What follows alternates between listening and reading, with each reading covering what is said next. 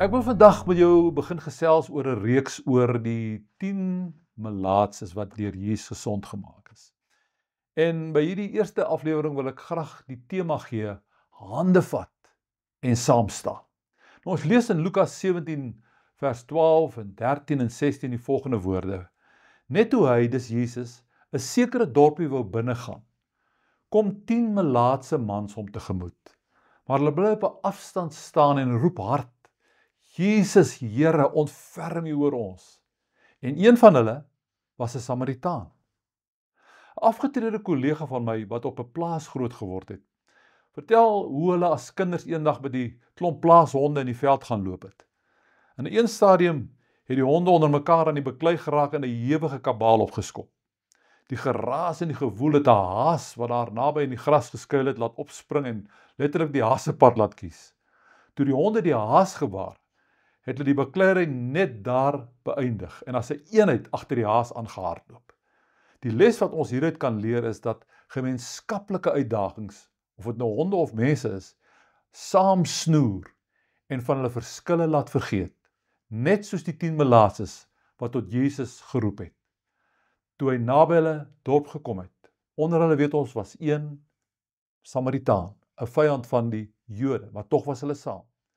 Die feit dat hulle tradisioneel vyande was, het verdwyn in die lig van hulle gemeenskaplike krisis en verwagting dat Jesus hulle dalk sou kon help. Ek het dieselfde beginsel die afgelope jare met dankbaarheid in die kerklike gemeenskap in Suid-Afrika teëgekom.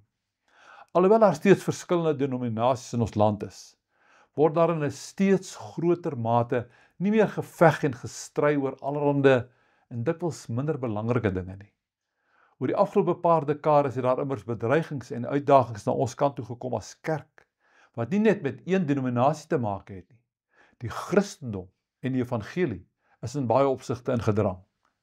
Kerkleiers en lidmate begin geleidelik besef dat ons mekaar nodig het en dat ons nie kan bekostig om ons energie te verspil deur met mekaar oor minder belangrike dinge te veg nie. As Suid-Afrikaners is daar baie faktore, soos politieke affiliasies en ideologieë wat ons verdeel en dikwels polariseer. Ons geloof in Jesus Christus behoort die grootste samebindende faktor in ons land te wees. Dis nou die tyd dat God se kinders oor alle bestaande grense heen moet hande vat en as 'n eenheid teen die magte van die bose staan. Sal ek en jy nie daarvoor bid nie. O Here, werk asseblief in U mense harte, so ook in myne. Ek wil hande vat met U kinders oor alle grense heen en ons gesamentlike uitdagings tegemoet gaan deur die krag van U Gees. Ek bid dit in U naam Jesus. Amen.